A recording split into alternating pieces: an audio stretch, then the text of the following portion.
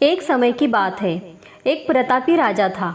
उसने अपने राजमहल में ब्राह्मणों के भोजन का आयोजन किया और यह आयोजन उसने अपने बाग बगीचे वाले स्थान पर रखा था। इसलिए रसोइया भी उसी स्थान पर जाकर भोजन पका रहा था। उसी समय आकाश से एक चील आया।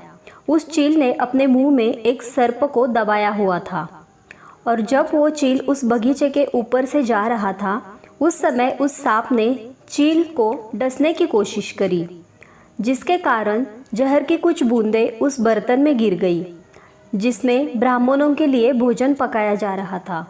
लेकिन उस रसोइये को इस बात का पता नहीं चला। उसे ज़रा भी आभास नहीं हुआ कि जहर की बूंदें इस बर्तन में गिर गई हैं। फलस्वरूप वो सारा भोजन जहरीला हो गया और यह भोजन ब्राह्मणों ने खा लिया। तो जहरीला भोजन करने के कारण सभी ब्राह्मणों की मृत्यु हो गई और एक साथ इतने ब्राह्मणों की मृत्यु हो जाना कोई अच्छी बात नहीं थी और यह घोर पाप हुआ था। अब भगवान के सामने यह प्रश्न उठा कि इस पाप की सज़ा किसको दी जाए। उस राजा को जिसने इस भोजन का आयोजन किया था, लेकिन उसे तो पता भी नहीं था कि भोजन में जहर है, या उस रसोइयों को जिसने वो भोजन बनाया था, परंतु वो भी इस बात से अनभिज्ञ था कि यह भोजन जहरीला हो चुका है। तो क्या सज़ा उस चील को दी जाए जो उस सर्प को लेकर वहाँ से निकला, और या फिर सज़ा उस सांप को दी जाए जिसने आत्मरक्षा के लिए उस जहर को उगला।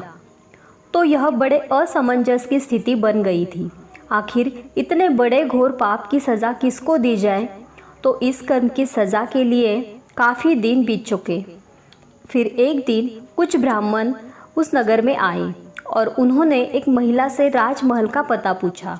उस महिला ने राजमहल का पता बता दिया, लेकिन पता बताने के बाद उस महिला ने उन ब्राह्मणों से कहा कि आप जा तो रहे हैं राजमहल, लेकिन थोड़ा संभल कर जाना, क्योंकि ये जो राजा है ये ब्राह्मणों को भोजन में जहर मिलाकर दे देता है। उस महिला के इतना कहते ही भगवान ने कहा कि इस कर्म के फल का अधिकारी मुझे मिल गया है।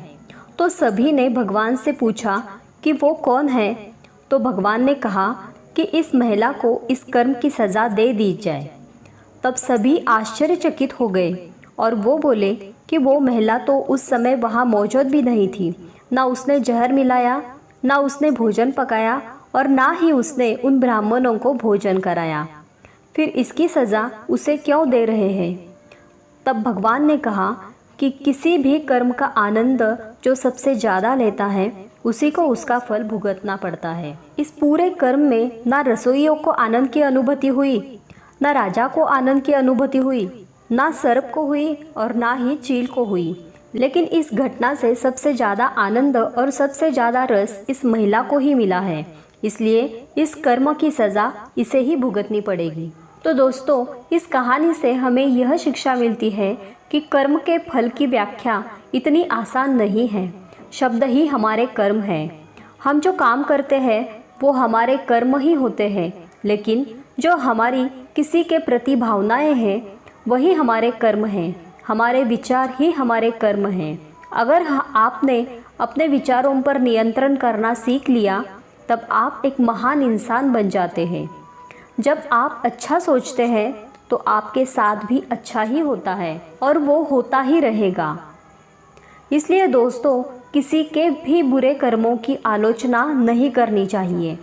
तो दोस्तों, ये कहानी आपको अच्छी लगी हो तो लाइक कीजिए और इसी तरह की कहानियाँ सुनने के लिए सीक्रेट ऑफ विक्ट्री को सब्सक्राइब कीजिए। धन्यवाद।